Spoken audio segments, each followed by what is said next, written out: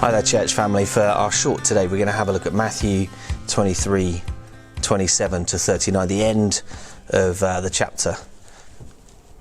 Jerusalem, Jerusalem, the city that kills the prophets and stones those who are sent to it. How often have I desired to gather your children together as a hen gathers her brood under her wings, and you were not willing. See, your house is left to you desolate. For I tell you, you will not see me again until you say, Blessed is the one who comes in the name of the Lord. Now, this passage is nearly word for word the same as you would find it in the Gospel of Luke. It might be Jesus praying this lament to God, or to the city, or for the city and to the people, the disciples, or even the Pharisees. We don't get any indication of the audience or their reaction. We often hear the Pharisees were upset by this. We don't know who this was to. It's a little strange in that respect. But we do know it's dripping with Old Testament language. The whole passage is a lament. Many of the Psalms, the book of Lamentations, well, they're written as what's known as a dirge. It's got a rhythm to it when set to music, and we probably don't see this in English because that would have been when it was in its sort of Greek or its Hebrew or Aramaic, the ancient biblical language sort of tongues, as it were.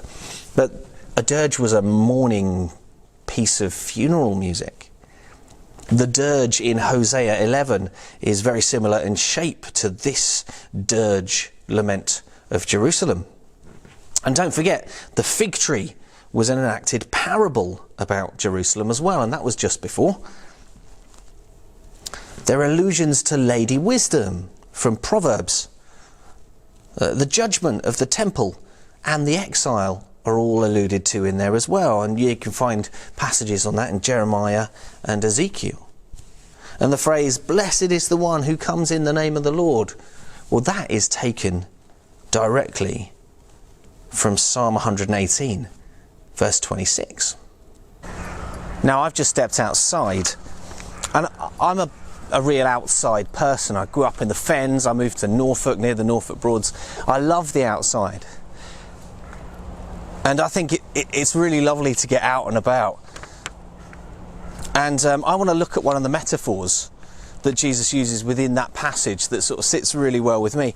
Jesus refers to himself, interestingly, as a female chicken. You know, and the reason is that the male chickens, they're actually not very caring creatures at all. They don't really care for the chicks. He's done his bit and he moves on. It's the mother hen who gathers all the chickens around her. I used to keep chickens. I loved it. I really miss it. Even if I wanted chickens, we're not allowed to keep chickens as part of the deeds of the house here. They weren't the most intelligent of creatures, of animals. They really weren't. But they were really funny. They had quite interesting characters. They were lovely. I loved keeping chickens. They used to shout at each other when they caught a worm or had some food. They just go, bark, bark, bark, bark, bark. And then they'd run around trying to eat it before the others wrestled the worm off them. If I were a chicken and I'd found a worm, well, I just wouldn't shout about it. But they just couldn't help themselves. As I said, they weren't the most intelligent of creatures. Now, we only kept female chickens. We didn't have cockerels, and we never... because they were all female, they never got pregnant. I never saw one of them as a mother. We never had chicks.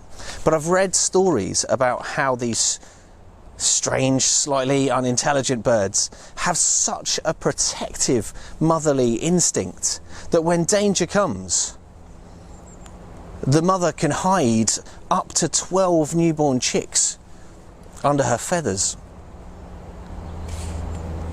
There are tales and stories of the mother bird protecting her chicks from fire by covering her chicks and letting the flame burn her to keep her chicks safe. And this often meant that the mother would not survive. But there are many sort of cases recorded where the chicks underneath survived. The mother would sacrifice herself for the lives of her children. It brings deeper meaning to this metaphor of Jesus as a mother hen. That might have us all a bit down and a bit depressed. This lament, maybe it's doing its job, but in there we can seek and find some hope.